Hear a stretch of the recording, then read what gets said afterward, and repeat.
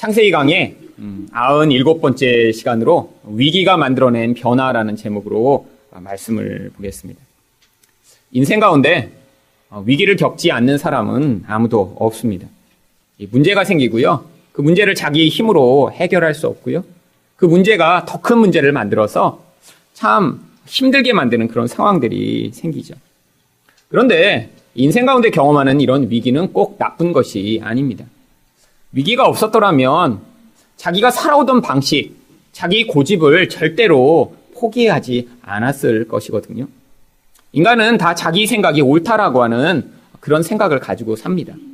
내가 살아가는 이 방식이 맞고 또 내가 이제까지 축적한 이 지식이 바른 것이라는 생각을 하죠. 그런데 그것이 통하지 않을 때가 있고요. 그 생각과 그 고집 때문에 문제가 생길 때가 있습니다. 그런데 하나님이 우리 인생 가운데 위기를 허락하셔서 그런 자기 고집과 교만함으로부터 벗어나게 하시고자 하는 것이죠. 세겜에서 야곱이 당한 위기는 결국 자신의 문제와 불순종 때문이었습니다. 자기 하나님을 믿지 못하는 그 불신이 결국 하나님의 명령을 순종하지 못하고 자기 뜻대로 살게 하였던 거죠.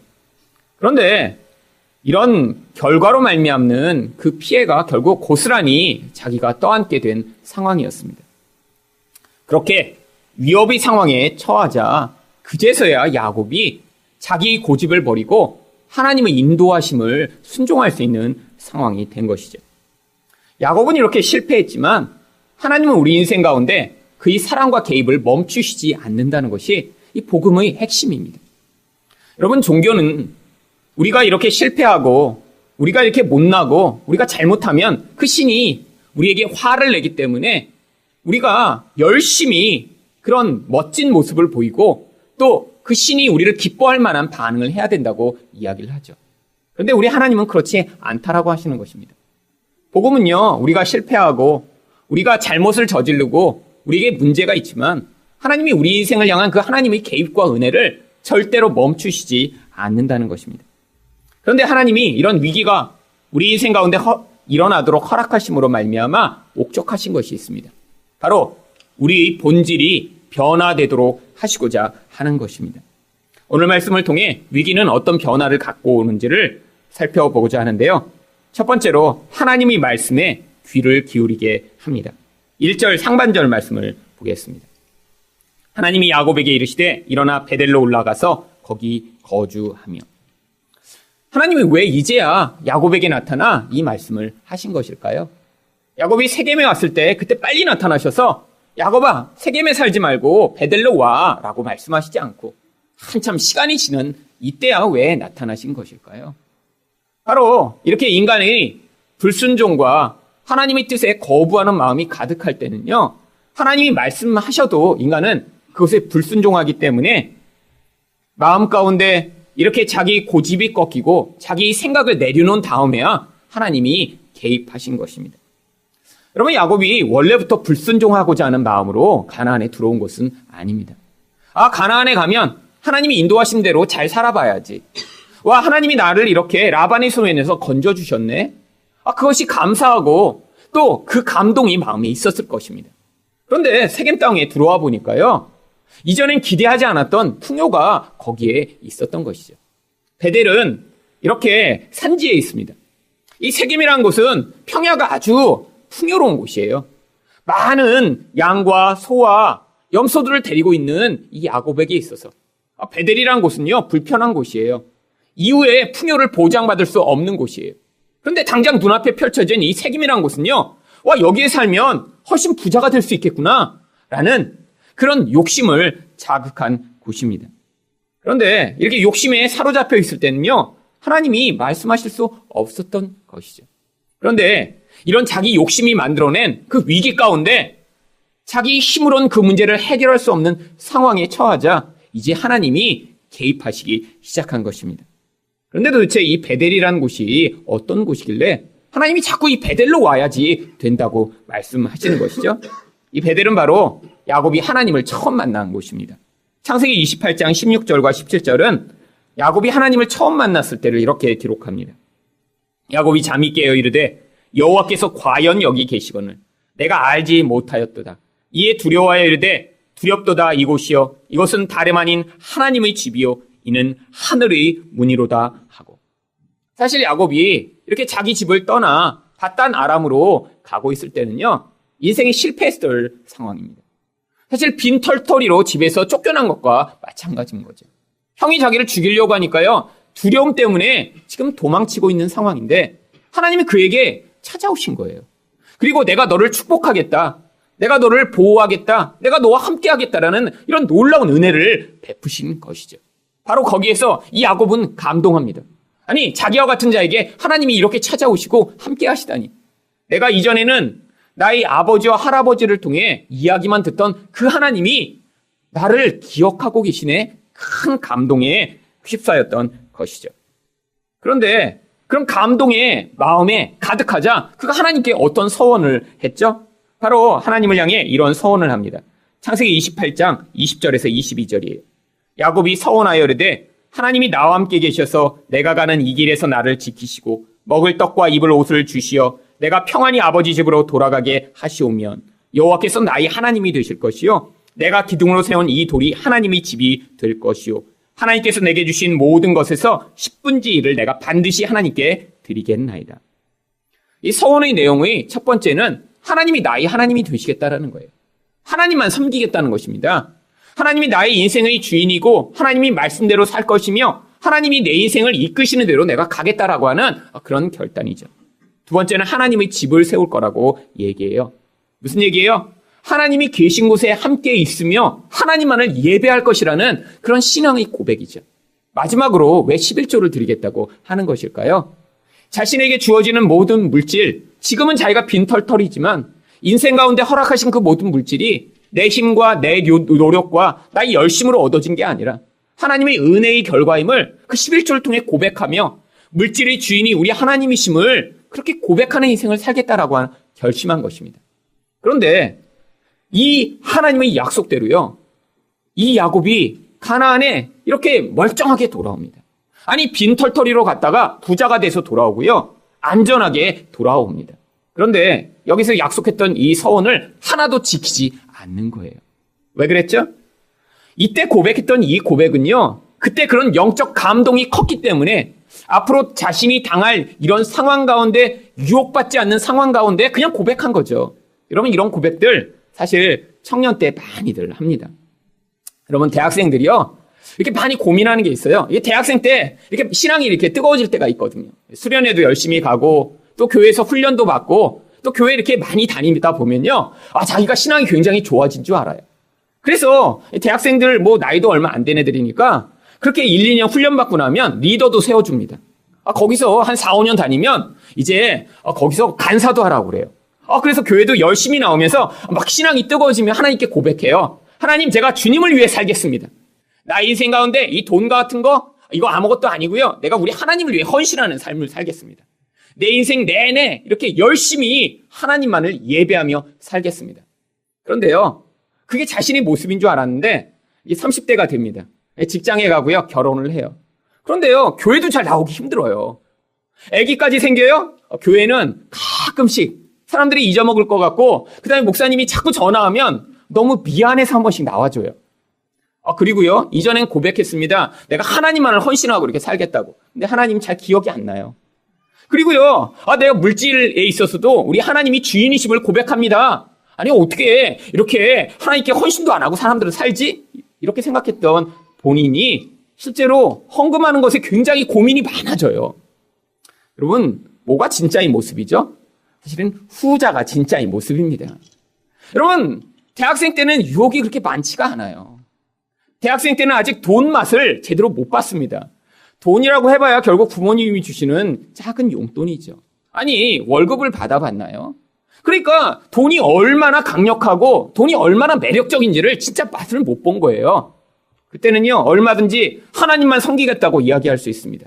왜? 아직 진짜의 세계에 노출되지 않았거든요. 여러분, 아직 대학생 때는요, 인생이 얼마나 힘든 것인가 알 수가 없어요. 힘든 게 뭐죠? 숙제하는 게 힘들어요.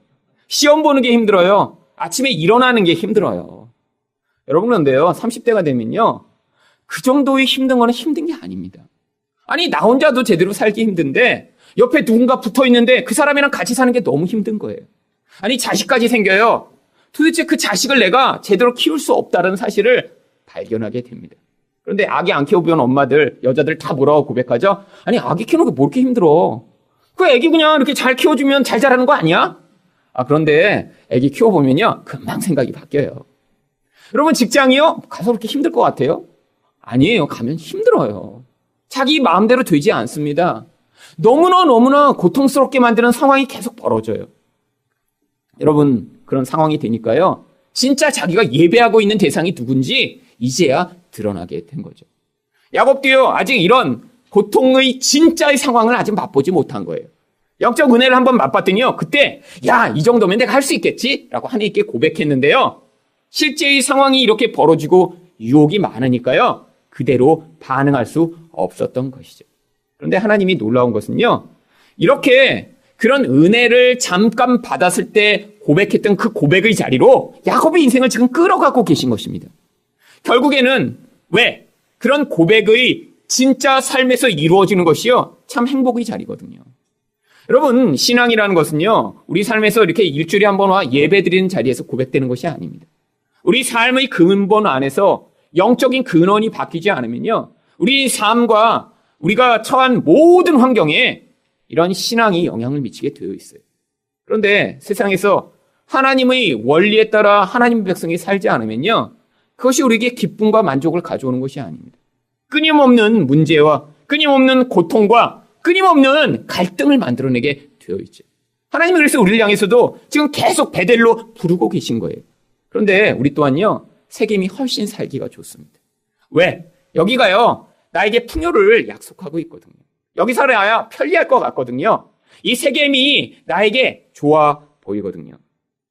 여러분, 하나님이요, 하지만요, 이런 고백의 자리, 이런 신앙의 본질의 자리로 자꾸 끌어당기고 계신 거예요. 자기는 우연히 고백했을지 몰라요. 내가 이렇게, 그때 내가 어떻게 그런 고백을 했지? 그런데 하나님이요, 그 고백의 자리로 지금 이끌고 계신 것입니다. 여러분, 야곱이 진작에 돌이켰어야 하는데 야곱은 진작 돌이킬 수 없는 자라는 거예요. 왜? 이런 유혹을 당해보고 위기를 겪은 다음에야 진짜 중요한 것이 무엇인지 그때 깨달을 수밖에 없는 그런 미련한 자이거든요. 여러분은 지금 세겜에 살고 계신가요? 아니면 베델에 살고 계신가요? 아니면 이 둘 사이를 매주 왔다 갔다 하면서 살고 계신 것은 아닌가요? 주일에 올 때는 그래, 하나님만 믿어야지. 그런데 다시 직장으로 가고 가정 안에서는 다른 사람들이 사는 대로 살아야지. 문제는요, 교회는 일주일에 한 번만 오신다는 거고요. 이 중에는 2주나 3주에 본인이 스케줄을 정한 때에 오시는 분도 많이 있어서 문제가 생기는 것입니다. 여러분, 자기 편한 대로 이렇게 듣고 싶은 말만 듣고 내가 원하는 대로 살면요, 여러분, 그게 진짜 행복한 게 아니라는 거예요. 여러분, 이런 위기가 우리 인생에 크게 다가와 내 본질을 흔든 다음에야 깨닫게 되는 것. 여러분, 이거 비참한 거죠. 결국 이 야곱의 이런 본질에서부터 순종하지 않는 모습 때문에 그딸 디나는 강간을 당하고요, 생명의 위협을 당하는 이런 비참한 상황에 서 있었던 것입니다. 그때 하나님이 그에게 또 뭐라고 말씀하시죠? 1장 1절 하반절입니다. 내가 내 형 에서의 낯을 피하여 도망가던 때에 내게 나타났던 하나님께 거기서 제단을 쌓으라. 바로 이전에 그렇게 하나님이 나를 구원하셨구나, 하나님이 나를 지키고 계시구나, 하나님이 나에게 관심이 있으시구나, 이런 파산한 자에게도 도움이 있구나라는 것을 깨달았던 바로 그 자리로 돌아가라고 지금 하나님이 말씀하고 계신 거예요. 또한 위기는 어떤 변화를 만들어내나요? 우상을 버리게 합니다. 여러분, 야곱이 이렇게 하나님을 섬긴다고 했는데요, 지금 이 야곱의 가정의 모습이 어떤지 2절 상반절이 이렇게 이야기합니다. 야곱이 이에 자기 집안 사람과 자기와 함께한 모든 자에게 이르되 너희 중에 있는 이방 신상들을 버리고. 여러분, 야곱이 알고 있었어요. 자기 가족들, 자기 집에 있는 모든 사람들이요, 이방 신을 나름대로 다 가지고 있다는 것을 야곱이 이미 알고 있었어요. 그래서 그것들을 버리라고 이야기합니다. 아니, 야곱 하나님 섬긴다면서요. 근데 왜 가족들이 이방 신을 섬기는 것을 그냥 방치하고 있었죠? 사실은요, 야곱도요, 마음의 내적 깊이 안에서는 이 이방신들이 약속하고 있는 그런 세상적 풍요를 자기도 원하고 있었거든요. 여러분, 이름만 달랐지요. 자기 가족들이 섬기는 그 신이 준다고 약속하는 그 풍요나 야곱이 진짜 하나님으로부터 기대하고 있던 그 풍요가 같았기 때문에 나는 하나님을 섬기지만 너희는 다른 신을 얼마든지 섬겨도 되라고 그냥 허용하고 있었던 것입니다. 여러분, 대표적인 것이 바로 라헬입니다. 창세기 31장 19절에 보면요. 바단 아람에서 이 가족이 도망 나올 때 이 라헬이 우상을 훔쳐갖고 나옵니다. 라헬은 그의 아버지 드라빔을 도둑질하고, 이 드라빔이요, 바로 가족의 수호신인 우상을 얘기하는 거죠. 근데 왜 도둑질을 했을까요? 그게 좋아 보이니까요. 그게 아버지를 부유하게 만들었다고 생각했으니까요. 내가 이걸 훔쳐서 가져가야 나도 부자 되고 나도 내 원하는 것이 이루어진다고 생각했으니까요. 그런데요, 이 라헬이 하나님을 전혀 몰랐나요? 아니에요. 바로 창세기 30장 23절에서 24절에 보시면 라헬이 요셉을 낳은 다음에 이렇게 고백합니다. 그가 임신하여 아들을 낳고 이르되 하나님이 내 부끄러움을 씻으셨다 하고 그 이름을 요셉이라 하니 여호와는 다시 다른 아들을 내게 더하시기를 원하노라 하였도다. 여러분, 이 라헬이요, 하나님의 이름을 부르고 여호와의 이름을 부릅니다. 그런데 뭐라고 부르죠? 그 하나님이요, 자기 원함을 충족시켜주는 그런 신에 불과한 거예요. 1차원적인 수준에서 지금 하나님과 관계를 맺고 있는 거예요. 그러니까 그 자리에는요, 그게 여호와가 되셔도 되고요, 아니 드라빔이 되고요, 어떤 신이 와도 돼요. 그냥 나보다 강하고 내가 기도할 때 나의 기도에 응답해 주는 신이면 되는 거예요. 오래전에 제가 인도에 선교를 갔던 적이 있습니다. 그 인도에 이제 한국에 있을 때 교회를 다녔던 사람들이 사는 그런 지역들을 방문을 했거든요. 근데 한국에 이제 어떤 인도 청년이 이제 한 4년인가를 있으면서 교회를 아주 열심히 다녔어요. 그리고 교회에서 세례도 받고요, 또 한국말도 아주 잘해서 이제 아주 교회에서 많은 사랑을 받았습니다. 이 청년이 인도로 갔어요. 그래서 그 청년이 사는 곳에 저희 선교팀이 같이 방문을 했습니다. 그때 제가 이제 전도사였기 때문에 그 집에서 제가 예배를 드렸어요. 예배도 굉장히 잘 드려요. 한국말을 잘하니까 기도도 잘하고요, 찬송도 잘 부르고요, 하나님 말씀도 잘 알아요. 그래서 예배를 드리면서 우리가 같이 은혜를 많이 이제 서로 받았어요. 야, 이게 인도에서도 이렇게 같이 예배를 드리면서 우리가 은혜를 많이 받을 수 있다니. 그런데 그 다음날 보니까 그 집에 이제 조상신을 섬기는 이렇게 신이 있거든요. 아예 방 하나를 이제 신을 거기다 이렇게 만들어 놓고 거기 이렇게 이제 향초도 이제 피워놓고 뭐 음식도 갖다 놓고 그래요. 근데 거기서 또 그 청년이 또 거기서 제사를 드리고 있는 거예요. 그래갖고 제가 이상해서 물어봤어요. 야, 너는 세례도 받았고 어제는 그렇게 예배를 열심히 드려놓고 오늘은 여기서 또 제사를 드리고 예배를 드리면 어떡하냐고. 근데 저보고 그러는 거예요. 그래서요? 그게 왜 잘못됐는데요? 아니, 예수라는 신을 믿었다가 이 인도라는 나라에서 그 신이 저를 안 도와주면 그럼 문제가 생기잖아요. 할 수 있는 대로 최대한 많은 신에게 예배를 드려서 내가 한국에 있을 때는 그 신이 좀 도와줬으니까 그 신한테도 친하게 잘 지내고, 또 이 인도에서는 내 조상을 그 신이 축복해왔으니까 그 신한테 이렇게 예배를 잘 드려서 어떤 문제가 언제 발생할지 모르니까 골고루 신들한테 잘해야 된다는 거예요. 여러분, 그런데요, 이렇게 지금도 생각하고 있는 많은 그리스도인들이 있습니다. 여러분 이 우상이라는 게요, 이게 눈에 보이는 그런 금붙이 조각을 갖다 놓고 절하는 게 아니기 때문이죠. 우상은요, 훨씬 더 은밀합니다. 우상은요, 내가 원하는 그것을 어떤 대상이 만족시켜 줄 것이라고 생각하여 의존하는 것이 우상이거든요. 옛날 미개할 때는요, 그래서 그 욕망을 실제로 어떤 형상으로 만들었습니다. 그리고 그 형상들을요, 금붙이로도 발랐고요, 귀한 것으로 그렇게 만들어서 내가 이렇게 마음으로는 부자 되기 원하는데 저렇게 금 부처가 나의 소원을 들어주겠지라고 간구를 했죠. 그런데요, 우상은요, 훨씬 더 은밀하고 훨씬 더 강력한 것이에요. 여러분, 우리 마음에 그렇게 나의 욕망을 만족시켜주고 나를 행복하게 해줄 거라고 믿고 있는 어떤 것이든지요, 그건 다 우상이 돼버리는 거예요. 여러분, 근데 우상이요, 나쁜 게 아닙니다. 여러분, 돈이 나쁜 건가요? 여러분, 돈이 나쁜데 그렇게 맨날 갖고 다니세요? 여러분, 나쁜 거는 갖고 다니면 안 되잖아요. 여러분, 돈 자체가 나쁜 게 아니에요. 여러분, 가족이 나쁜 건가요? 자녀가 나쁜 건가요? 아니에요.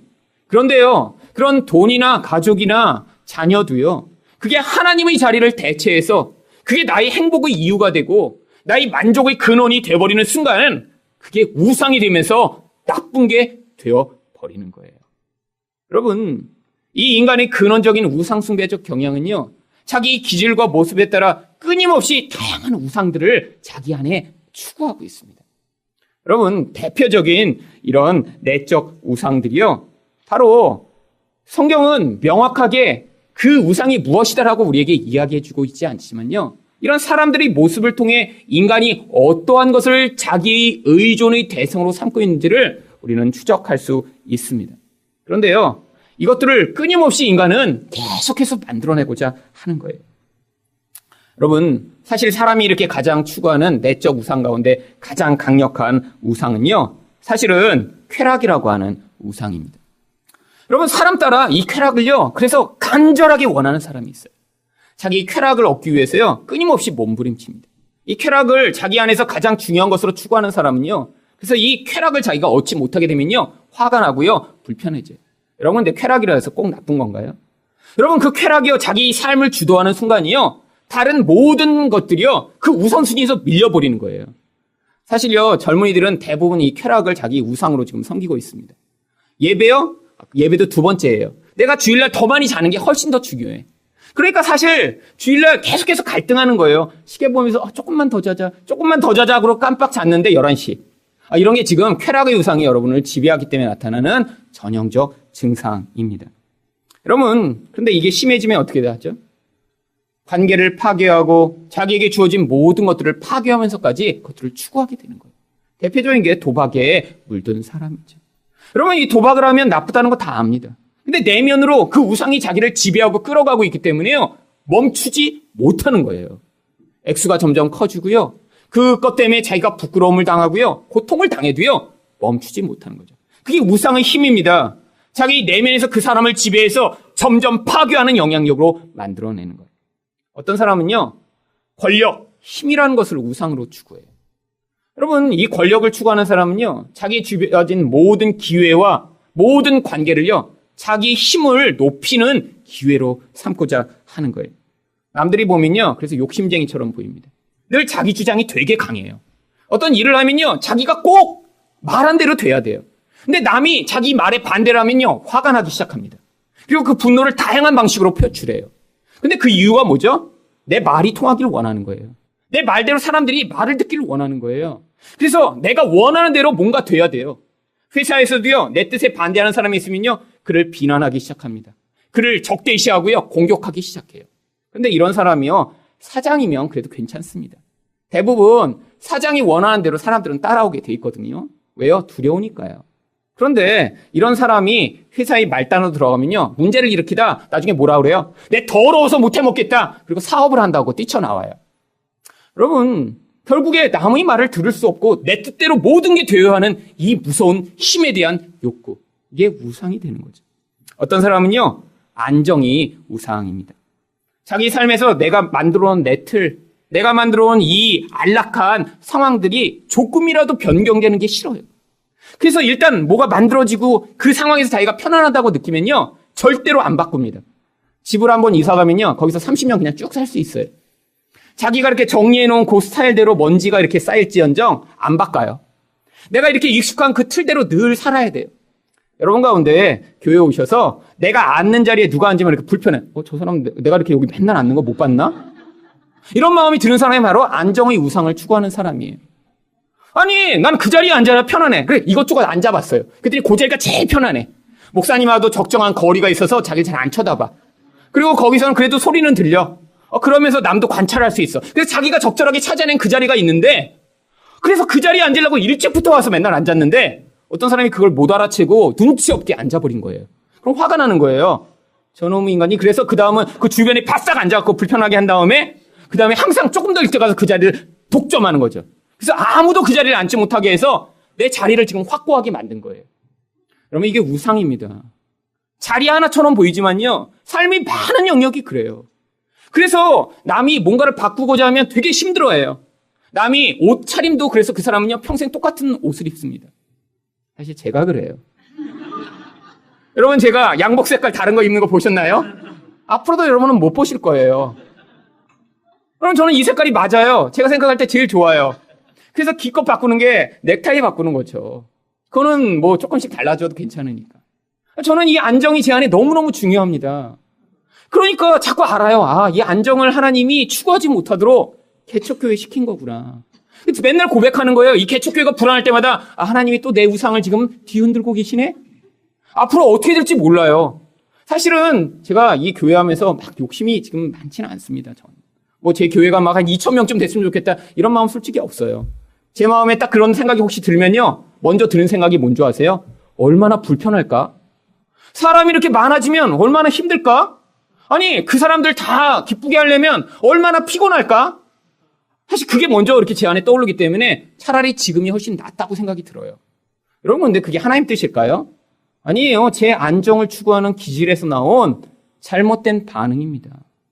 여러분, 근데 사람마다 자기에게 추구하는 게 틀리기 때문에 그게 되게 중요하게 여겨져서 자기도 알죠 못하게 그런 경향성을 추구하는 거예요.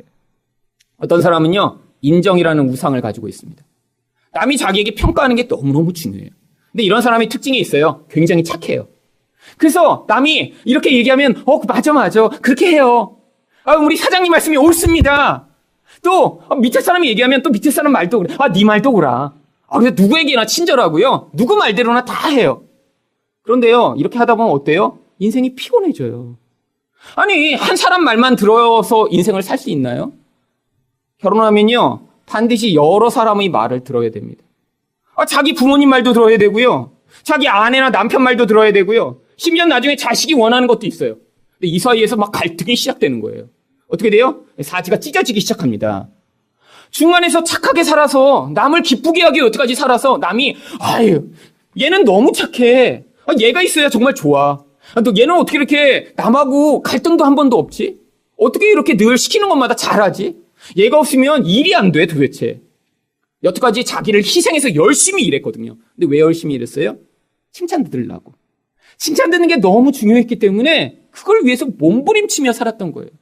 자기는 희생을 합니다. 자기는 불편하게 살아요. 근데 이런 사람 마음 가운데 화가 날 때가 있어요. 언제 화가 나죠?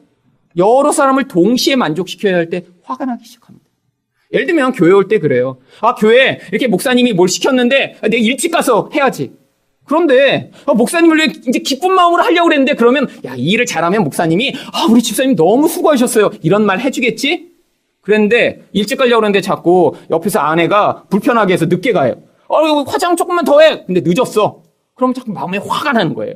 근데 그때도 이런 착한 사람은 화를 표현을 못 합니다. 그래, 괜찮아. 그냥 천천히 해. 이렇게 한 다음에 화로는 마음이 불그락. 그런 다음에 교회 와서는 어떻게 해요? 불편하죠. 힘들죠. 게다가 목사님이 열심히 일했는데 아무 말도 안 하세요. 그러면요, 목사님도 미워요. 근데 노골적으로 미워할 수도 없어요. 착하기 때문에. 착했으니까 한 번도 화를 내본 적이 없어. 그러니까 어떻게 해요? 자기를 미워하기 시작하는 거예요.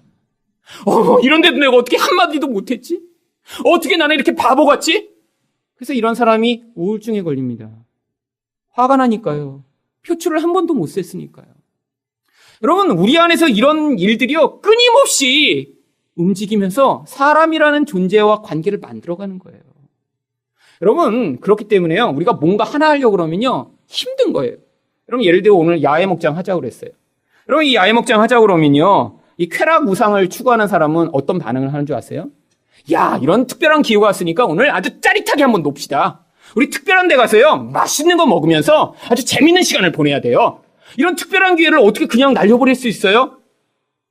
이렇게 주장하는데 갑자기 목자가 뭘 멀리 가세요? 그냥 가까운 데서 우리 이렇게 모이는 목적이 특별한 거 먹는 게 아니라 그냥 우리 교제하는 거예요. 그러면 마음이 이제 불편하기 시작한 거예요. 교회에서 돈까지 준다는데 그거 조금만 합하면 더 맛있는 거 먹는데 왜 그냥 평범한 데 가자고 그래? 여러분, 만약에 권력 우상을 추구하는 사람이 있다고 하죠. 그러면 야외 목장 하자고 그러면 어떡할까요? 이 사람이 나서서 계속 이제 의견을 제시합니다. 우리 오늘 여기 가요. 여기 가면 아주 좋을 거예요. 근데 사람들이 시큰둥해요. 거기 말고 그냥 여기 하죠. 그럼 마음이 이제 화가 나기 시작해요. 왜 내 말 안 듣지? 내가 이렇게 좋은 거 얘기했는데 왜 안 따라오지? 여러분, 이 권력 우상은요, 자꾸 화를 냅니다.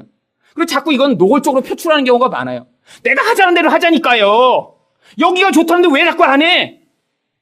여러분, 안정의 우상을 추구하는 사람은 어떻게 얘기하죠? 미세먼지 맞는데 뭘 밖으로 나가요? 그냥 교회에서 모여요, 교회에서. 여기 에어컨도 나오고 좋은데 밖에 나가지 마요. 여기 나가려면 시간 걸리고 뭐 나가서 뭐 특별한 게 뭐가 있다고 그래. 그냥 여기서 지금 편안하게 이렇게 다 교회, 그래서 교회 만들어 놓은 거지. 밖에 자꾸 다니고 그러면 돈 쓰고.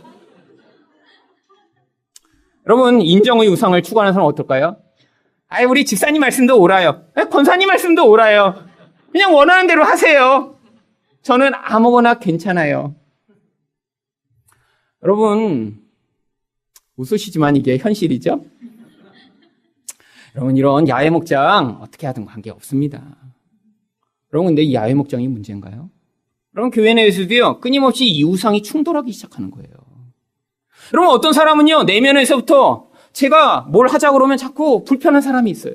어떤 사람은 그냥 내면에서부터 제가 하자 그러면 네, 목사님, 이렇게 하는 사람이 있어요. 사실 둘 다 똑같은 거예요. 어떤 사람은 안에서 이 권력이란 걸 가지고 저랑 충돌하는 거고요. 어떤 사람은요, 그냥 인정이란 것을 가지고 무조건 순종하는 거죠. 여러분, 우리 안에 있는 우상이요, 우리를 자꾸 어떤 방향으로 지금 끌어가고 있는 것입니다. 여러분, 근데 이 우상이 내 안에 어떻게 나를 지배하고 있는지요, 위기가 닥치기 전에는요, 절대 깨닫지 못하는 거예요. 여러분, 이 우상은요, 반드시 문제를 만들게 되어 있습니다. 여러분, 관계를 깨트리게 되어 있고요, 우리를 힘들게 만들게 되어 있어요. 여러분, 어떤 우상이든지요, 자기가 원하는 것이 좌절되면요, 거기서 불편하고 화가 나고요, 짜증이 나게 되어 있어요. 여러분, 기질에 따라 표출하는 방법이 다 다르죠. 이렇게 권력을 추구하는 그런 기질적으로, 그러면 외향적인 사람은 직접 노골적으로 화를 냅니다. 반발을 해요. 비난을 하죠. 그러면 인정을 추구하는데 얻어지지 않으면 어떡하는 줄 아세요? 그냥 자기 혼자 속으로 그냥 끙끙 앓아요. 그리고 자꾸 힘든 거예요, 그게. 불편한 거죠. 여러분, 내면에 있는 이 우상이요, 하나님이요, 문제를 통해 자꾸 지금 드러나게 하시는 거예요. 여러분, 지금 어떤 상황 가운데 불편하세요? 마음이 자꾸 화가 나세요? 거기서 내가 원하는 게 자꾸 이루어지지 않는 것 같으세요? 심지어는 저랑 관계에서 문제가 자꾸 생기세요? 아니요, 문제가 전혀 없으세요? 전부 다 문제인 거예요. 그러면 어떻게 이 교회 다니시면서 저에게 모든 원하는 것이 다 이루어질 수 있나요? 여러분, 혹시 여러분 가운데 지금 착각하고 계신 건 아니에요? 저 목사는 내가 원하는 걸 지금 다 해주고 있어. 여러분, 저는 못 해드리고 있거든요. 근데 어떻게 저 때문에 지금 불편하지가 않으실 수가 있어요? 여러분, 저는 한계가 있는 존재입니다. 저는 그걸 인정해요. 제가 잘하는 것도 있지만요, 못하는 것도 엄청 많아서 사실은 그래서 저는 목회하기 참 힘든 사람이에요. 저는 관계에 굉장히 약합니다. 여러분, 저는 안정의 우상을 추구한다는 게요, 남이 저한테 뭐라고 하는 이에 그렇게 크게 왔다 갔다 하지 않아요.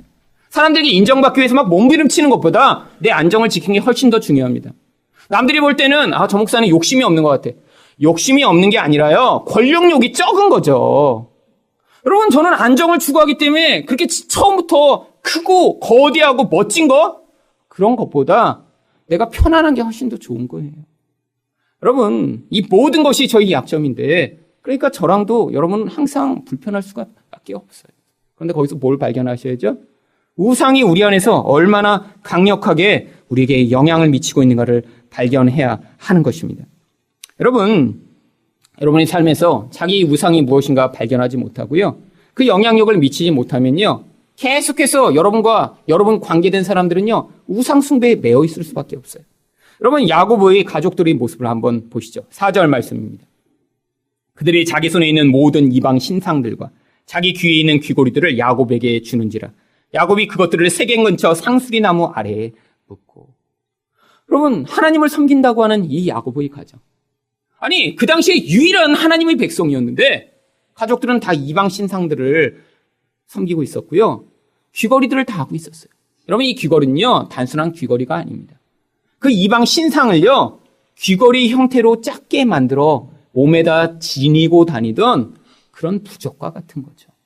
여러분, 근데 이것을 어디다 묻었다고 합니까? 상수리 나무 아래에 묻었대요. 히브리어 성경으로 읽으면요, 이 상수리 나무를 그 상수리 나무라고 이야기합니다. 여러분, 왜 그냥 상수리 나무라고 하지 않고 그 상수리 나무라고 한 거죠? 이 상수리 나무가 이전에 한번 나왔었거든요. 창세기 12장 6절입니다.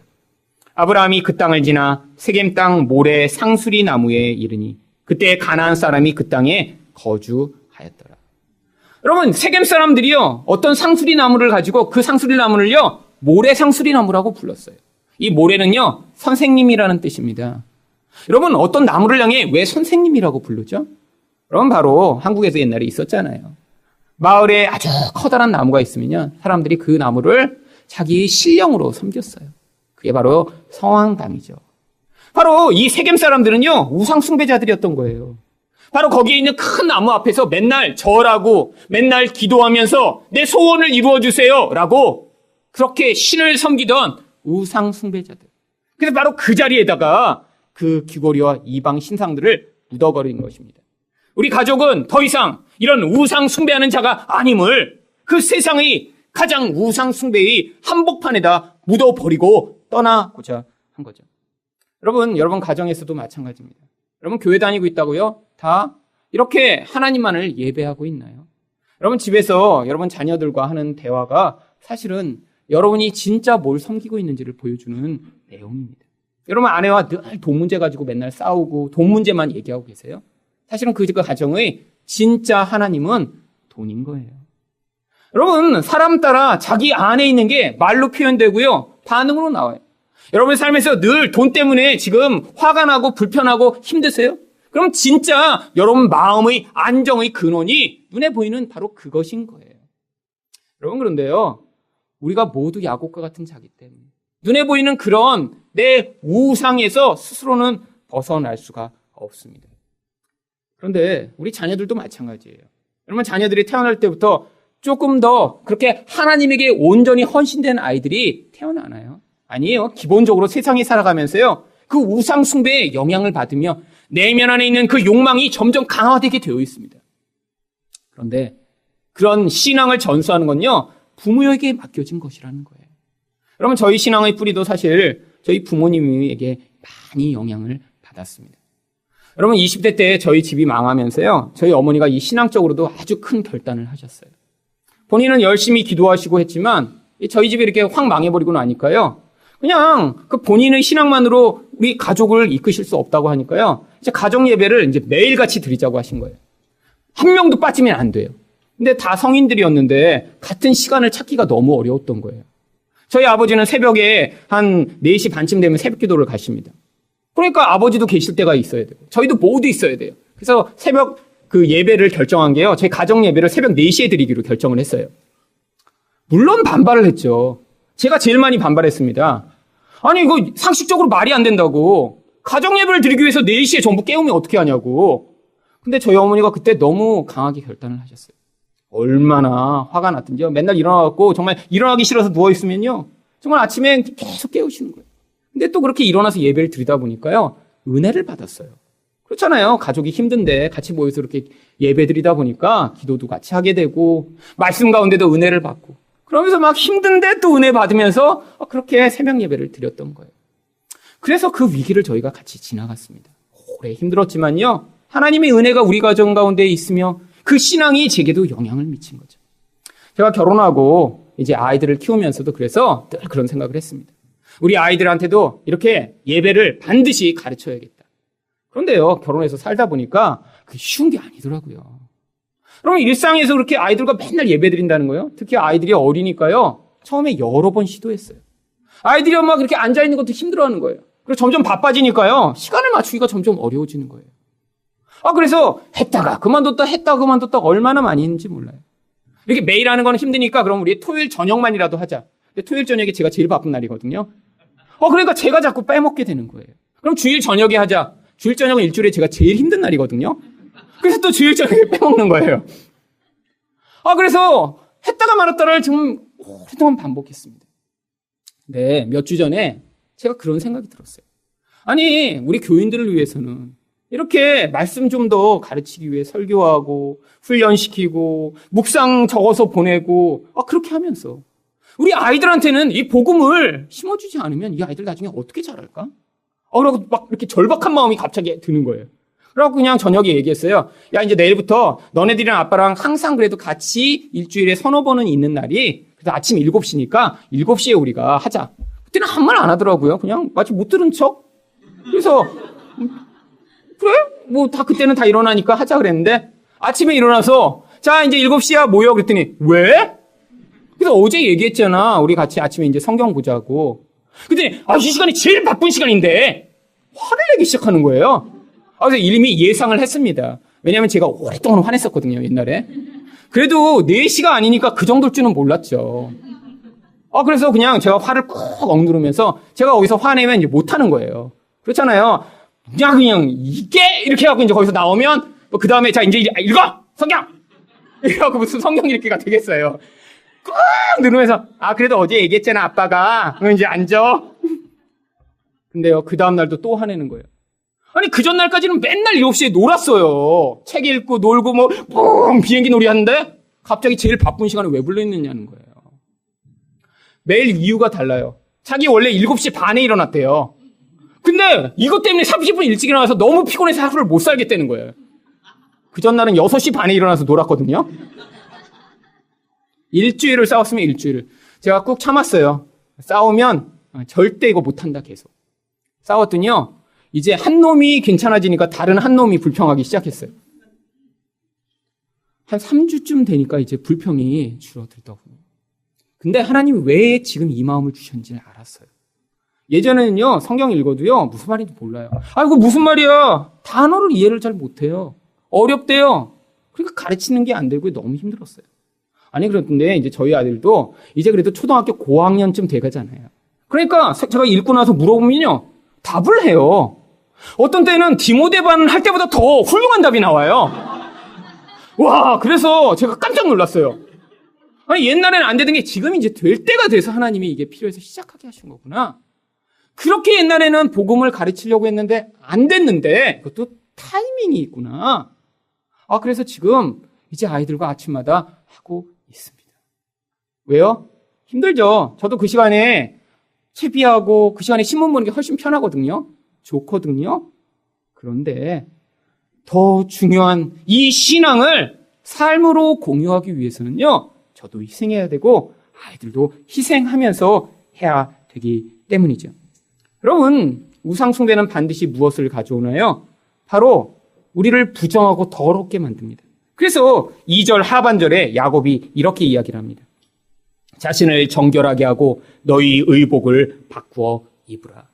우리 본질 안에 있는 이 우상숭배가요. 우리 삶까지도 이렇게 더럽고 추한 모습으로 살게 만든다는 거예요. 여러분, 근데 이것은요, 단순히 옷을 바꿔 입는 것을 이야기하는 것이 아닙니다. 신약 성경에서는 바로 이렇게 옷을 갈아입듯이 무엇을 바꾸라고 이야기하고 있죠? 에베소 4장 22절부터 24절입니다. 너희는 유혹의 욕심을 따라 썩어져가는 구습을 따르는 옛사람을 벗어버리고 오직 너희 심령이 새롭게 되어 하나님을 따라 의와 진리의 거룩함으로 지으심을 받은 새 사람을 입으라.